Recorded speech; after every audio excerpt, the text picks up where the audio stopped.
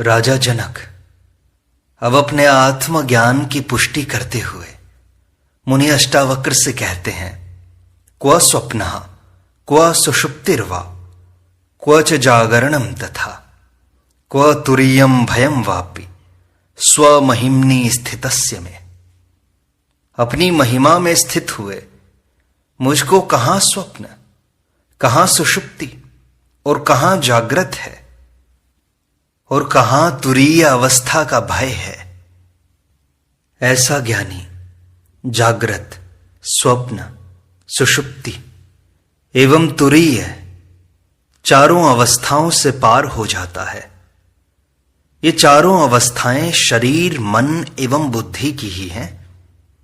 तुरीय अवस्था भी अंतःकरण की है।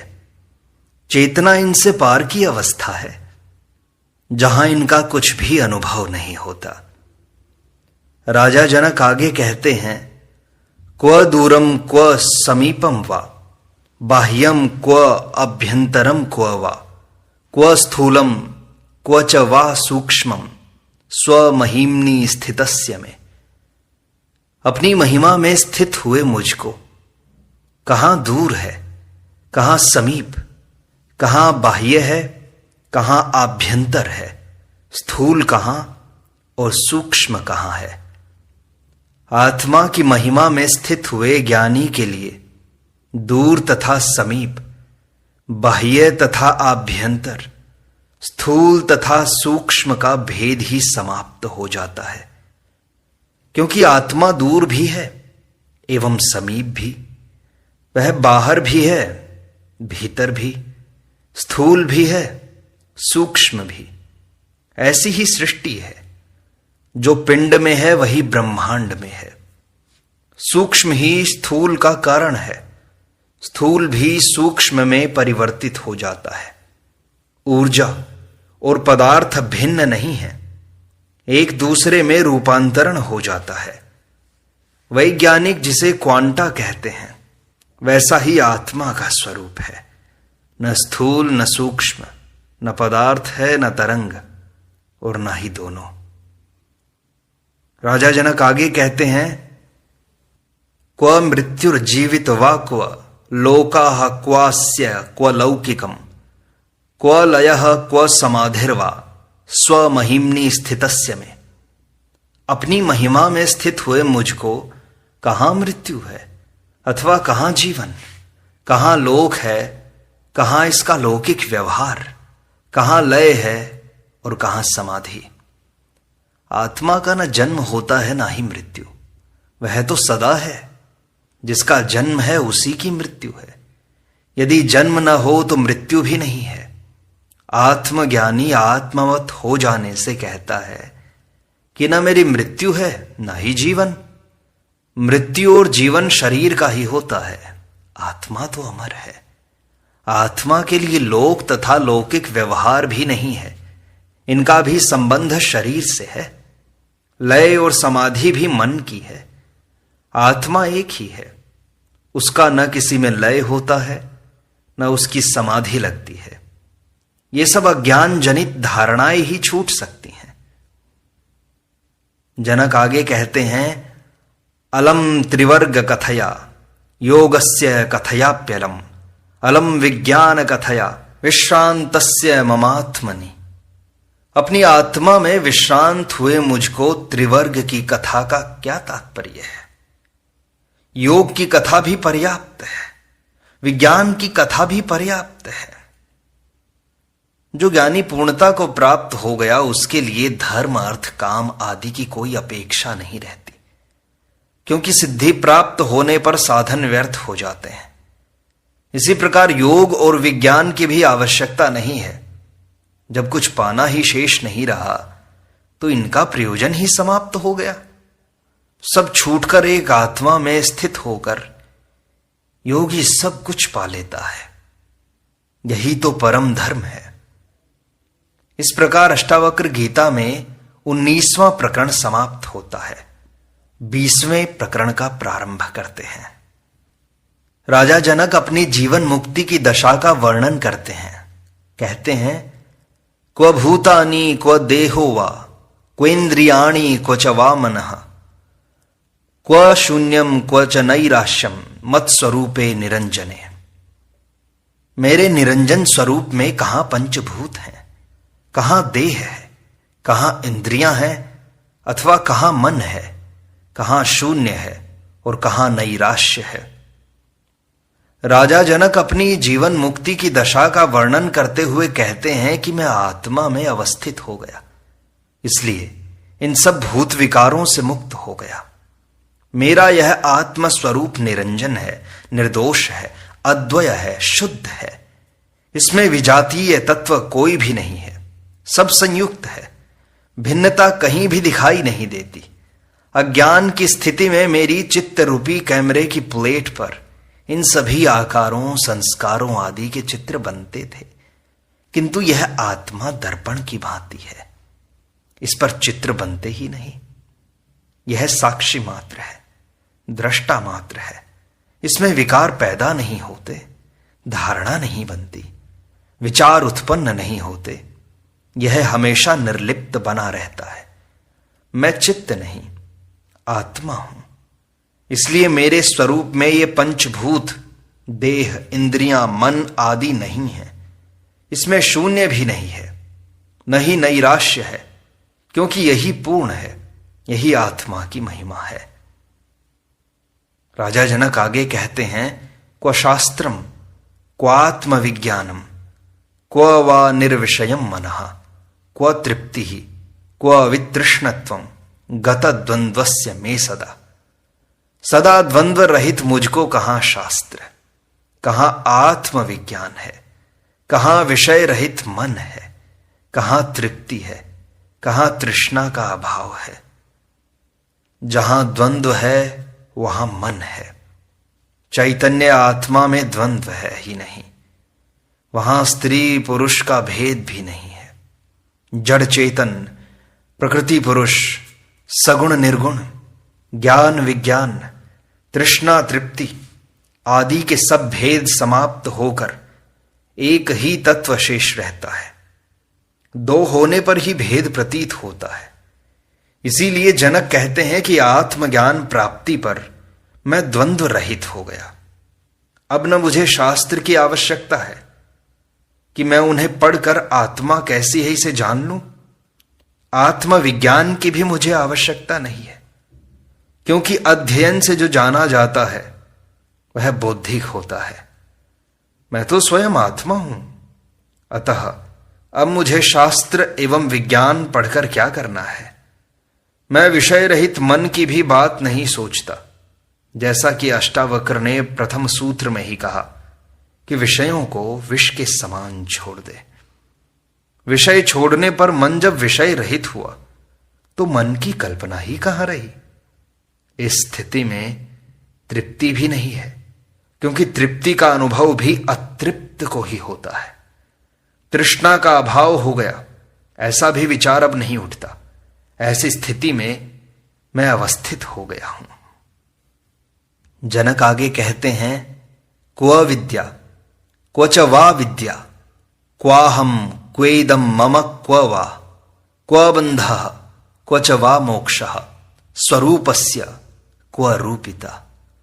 स्वस्वरूप की कहां रूपिता है, कहां विद्या है और कहां अविद्या है, कहां मैं है अथवा कहां यह है, कहां मेरा है, कहां बंध है अथवा कहां मोक्ष है। आत्मज्ञानी की स्थिति अनिर्वचनीय होती है, उसे अभिव्यक्त करना कठिन है। जनक उस स्थिति का वर्णन करने का प्रयास कर रहे हैं कि आत्मा ही निज स्वरूप है, अन्य सभी स्वरूप ओढ़े हुए हैं जो भ्रम से सत्य प्रतीत होते हैं। अतः ये माया मात्र है। इस माया का पर्दा हटने पर निजात्म स्वरूप का बोध होता है, किंतु इसकी भी रूपिता नहीं है। आत्मा का कोई रूप नहीं है जिसे देखा जा सके, जिसका वर्णन किया जा सके। आत्मा में विद्या अर्थात ज्ञान तथा अविद्या अर्थात संसार भी नहीं है, क्योंकि ये दोनों भ्रांतियां हैं, दोनों ही माया हैं। आत्मा में मैं अथवा यह का भेद ही नहीं है, क्योंकि अहंकार से ही मैं की प्रतीति होती है एवं मैं होने पर ही यह का आभास होता है। आत्मा एक ही है, उसमें दूसरा कोई है ही नहीं, इसलिए यह भेद भी नहीं रहता। जहां मैं नहीं वहां मेरा भी नहीं है। आत्मा का कोई बंध नहीं है, इसलिए मोक्ष भी नहीं है। बंध मात्र अज्ञान के कारण है। जब तक अज्ञान है तभी तक बंध है। आत्मा स्वयं ज्ञान है, उसका कोई बंध नहीं है, न उसका मोक्ष ही है। वह तो नित्य है। बंध और मोक्ष दोनों का कारण अहंकार है। निरअहंकारी दोनों से मुक्त होता है। जनक आगे कहते हैं, क्व प्रारब्धानि कर्माणि जीवन मुक्तिरपि क्व वा क्व तद विदेह कैवल्यम निर्विशेषस्य सर्वदा। मुझ सदैव निर्विशेष को प्रारब्ध कर्म कहां है अथवा जीवन मुक्ति कहां है और कहां यह विदेह कैवल्य ही है। शास्त्र कहते हैं कि आत्मज्ञान होने पर संचित कर्म नष्ट हो जाते हैं तथा क्रियमाण कर्म का फल नहीं भोगना पड़ता, क्योंकि कर्तापन न रहने से भोक्तापन भी नहीं रहता। किंतु प्रारब्ध कर्म तो भोगने ही पड़ते हैं। उनके भोगे बिना विदेह मुक्ति नहीं होती। किंतु जनक इनसे भी आगे सभी शास्त्रों की मान्यताओं से परे की बात कहते हैं कि मैं आत्मा ही हूं जो सदा निर्विशेष है, क्योंकि वह अद्वैत है, सभी विशेषताओं से परे है। कोई सामान्य है तभी उसका विशेष होगा। आत्मा में दो है ही नहीं, इसलिए सामान्य और विशेष का भेद भी उसमें नहीं हुआ। यह भेद द्वैत के कारण ज्ञात होता है, जो अज्ञान मात्र है। इसलिए आत्मा का प्रारब्ध कर्म भी नहीं है, इसलिए जीवन मुक्ति भी नहीं है। यदि प्रारब्ध कर्म जिन्हें भोगना है तो इसका अर्थ है भोगने वाला अहंकार विद्यमान है, वरना भोगेगा कौन। आत्मज्ञानी अहंकार रहित शुद्ध चैतन्य मात्र है, जो न करता है न भोगता। फिर प्रारब्ध कर्म का अस्तित्व ही कहां रहा। इसे भोगने वाला अहंकार रहा नहीं तथा आत्मा भोगती नहीं, इसलिए ये भी व्यर्थ हो गए, ये भी नष्ट हो गए। फिर जीवन मुक्त है भी नहीं, और जब जीवन मुक्त नहीं है तो विदेह कैवल्य भी नहीं है। विदेह मुक्ति भी तभी होगी जब जीवन मुक्ति होगी। आत्मज्ञानी जब अहंकार को बचा लेता है तभी जीवन मुक्ति और विदेह कैवल्य की बात उठती है। जनक ने इसे भी छोड़ दिया, अतः वे इनसे भी पार होकर केवल आत्मा में स्थित हो गए। यही परम अवस्था है, जिसको कोई शास्त्र भी इतनी निर्भीकता से नहीं कह पाया जैसा जनक ने कह दिया। अभिव्यक्ति की ऐसी अपूर्व क्षमता अन्य किसी ज्ञानी में नहीं है, ना किसी शास्त्र में है। इसीलिए अष्टावक्र गीता अध्यात्म का शिरोमणि ग्रंथ है, जिसकी तुलना नहीं है। जनक कहते हैं, क्व कर्ता क्व च वा भोक्ता निष्क्रियम स्फुरणम क्व वा क्व प्रोक्षम फलम क्व वा निस्वभावस्य में सदा। सदा स्वभाव रहित मुझको कहां कर्तापन है, कहां भोक्तापन है, अथवा कहां निष्क्रियता है और कहां स्फुरण है, कहां अपरोक्ष ज्ञान है और कहां फल है। अज्ञानी मन और अहंकार में जीता है। चित्त की वृत्तियों के स्फुरण से ही स्वभाव बनता है तथा अहंकार के कारण ही वह अपने को कर्ता मानता है। अपने को कर्ता मानने के कारण ही वह कर्म फल का भोगता होता है। मनुष्य में सक्रियता भी तभी आती है जब वह फल की आकांक्षा से कार्य करता है। यदि फल की आकांक्षा न हो तथा आत्मज्ञानी भी नहीं है तो वह निष्क्रिय तथा आलसी हो जाएगा। किंतु ज्ञानी इन सबसे भिन्न स्वभाव वाला होता है। वह मन तथा अहंकार के स्वभाव से रहित होकर केवल साक्षी भाव से जीता है। इसलिए उसमें कर्तापन भी नहीं है कि मैं यह कर रहा हूं। कर्तापन न होने से भोक्तापन भी नहीं है। वह कर्म का त्याग करके आलसी भी नहीं होता, निष्क्रिय भी नहीं होता, किंतु चित्त की स्फुरना भी उसमें होती नहीं है, क्योंकि वासना नहीं है। वह कर्म के विषय में प्रत्यक्ष ज्ञान भी नहीं रखता कि यह कर्म करना है, इससे इतना लाभ, इतनी हानि होगी इत्यादि। मैं भाव रहने से ही प्रत्यक्ष कर्म होते हैं, वह उन्हीं का फल होता है। ज्ञानी तो दोनों से मुक्त होता है। जनक आगे कहते हैं, क्व लोकः क्व मुमुक्षुर्वा क्व योगी ज्ञानवान क्व वा क्व बद्धः क्व च वा मुक्तः स्वस्वरूपे अहमद्वये। मुझ अद्वय स्वरूप को कहां लोक है अथवा कहां मुमुक्षु है, कहां योगी है, कहां ज्ञानवान है, कहां बद्ध है और कहां मुक्त। जनक कहते हैं कि मैं आत्मा हूं जो अद्वय स्वरूप है। सृष्टि में दो हैं ही नहीं, आत्मा, परमात्मा, जीव, ब्रह्म, प्रकृति, पुरुष आदि का विभाजन सृष्टि में कहीं नहीं है। सभी उस एक ही आत्मा का विस्तार है। दो को तो मानना ही अज्ञान है, भ्रांति है। मैं आत्मा होने से अद्वय हूं। मुझे अज्ञान के कारण जिन भिन्नताओं की प्रतीति हो रही थी वह नष्ट हो गई है। अब मेरे लिए न कोई लोक है जहां मैं रहूं, क्योंकि मैं ही सर्वत्र हूं। मेरा कोई निश्चित स्थान नहीं हो सकता। न मेरी मुमुक्षा है कि मैं मोक्ष प्राप्त करूं, क्योंकि मैं जहां हूं वहीं मोक्ष है। मोक्ष मुझसे भिन्न नहीं है। योगी मार्ग पर है, वह चल रहा है, उसे भी पाना है। वह साधक है तथा ज्ञानवान, वह जिसे ज्ञान हो गया है। किंतु मैं आत्मवत होने से स्वयं ज्ञान हूं, ज्ञानवान नहीं हूं, क्योंकि ज्ञानवान एवं ज्ञान भिन्न नहीं है। मैं न बद्ध हूं न मुक्त हूं, क्योंकि न आत्मा का कोई बांधने वाला है, न ही वह मुक्त होती है। वह तो सदा एक ही भाव में रहती है। ऐसा ही मैं हूं। जनक कहते हैं, क्व सृष्टि क्व च संहारः क्व साध्यम क्व च साधनम क्व साधकः क्व सिद्धिर्वा स्वस्वरूपे अहमद्वये। मुझ अद्वय स्वरूप को कहां सृष्टि और कहां संहार, कहां साध्य है और कहां साधन है, कहां साधक है अथवा कहां सिद्धि है। विभिन्न धर्म सृष्टि एवं उसकी प्रलय संबंधी विभिन्न धारणाएं व्यक्त करते हैं। कुछ कहते हैं कि यह सृष्टि अनादि है, इसे किसी ने बनाया नहीं है, यह कभी नष्ट नहीं होगी। तो कुछ कहते हैं परमात्मा ने 6 दिन में सृष्टि बनाई, वही इसका संचालन कर रहा है, वही इसका संहार भी करेगा।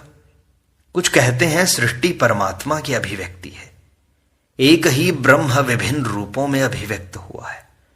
फैलना, विस्तार को प्राप्त होना ही इसका गुण है। सृष्टि का निर्माण संकल्प से हुआ, एक सीमा तक इसका विस्तार होगा, इसके बाद वह पुनः सिकुड़ेगी एवं निज स्वरूप ब्रह्म में पुनः विलीन हो जाएगी। यही प्रलय की स्थिति होगी। विज्ञान भी मानता है कि पदार्थ और ऊर्जा भिन्न नहीं है। पदार्थ ऊर्जा का दृश्य रूप है एवं ऊर्जा पदार्थ का अदृश्य रूप। दोनों एक दूसरे में परिवर्तनशील हैं। पदार्थ कभी नष्ट नहीं होता, उसका ऊर्जा में रूपांतर हो सकता है एवं ऊर्जा पुनः पदार्थ का रूप ले सकती है। भारतीय अध्यात्म की धारणा भी पूर्ण रूपेण वैज्ञानिक है। वह नहीं कहता कि परमात्मा ने कुंभकार के जैसे सृष्टि से अलग कहीं आकाश में बैठकर 6 दिन में उसे बनाया तथा यह उसके आदेशानुसार चल रही है। वह चाहे तब इसका संहार कर सकता है। ऐसी धारणा अवैज्ञानिक है, बचकानी है, मूर्खतापूर्ण है। ऐसी धारणा क्षुद्र बुद्धि का अनुमान मात्र है कि सृष्टि है तो उसे कोई बनाने वाला होना चाहिए। बिना बनाए घड़ा भी नहीं बन सकता, तो बिना बनाए सृष्टि कैसे बन सकती है? किंतु यह अज्ञानी की कल्पना मात्र है। अद्वैतवादी कहते हैं कि परमात्मा कोई व्यक्ति नहीं है जो एक स्थान पर बैठा है और वहीं से सृष्टि का निर्माण संचालन कर रहा है तथा वही संहार भी कर रहा है। वह कहता है कि परमात्मा एक विराट चेतन ऊर्जा है, असीम है, उसे परिभाषा में नहीं बांधा जा सकता। वही ऊर्जा विभिन्न रूपों में अभिव्यक्त हुई है, समस्त रूप उसी के हैं, वही अस्तित्व है, वह मूर्ति में भी है, समस्त प्राणी एवं वनस्पति में है, तो पत्थर में भी वही ऊर्जा है। ऊर्जा ही घनीभूत होकर पत्थर दिखाई देती है। इसलिए परमात्मा और उसकी कृति भिन्न नहीं है, दो नहीं है। सृष्टा और सृष्टि दो नहीं है, एक ही है। अद्वैत की ऐसी अनूठी धारणा अन्य किसी धर्म में नहीं है। यही धारणा पूर्ण वैज्ञानिक है। सूफी, थियोसॉफी, बुद्ध, लाओ त्से, तंत्र इत्यादि इसी दृष्टि का समर्थन करते हैं। फिर यदि परमात्मा है तो उसे पाया भी जा सकता है। यह विवाद, तर्क एवं शास्त्र से प्राप्त नहीं होगा, विज्ञान की प्रयोगशाला में नहीं देखा जा सकता। उसको पाने का मार्ग है ध्यान तथा प्रेम।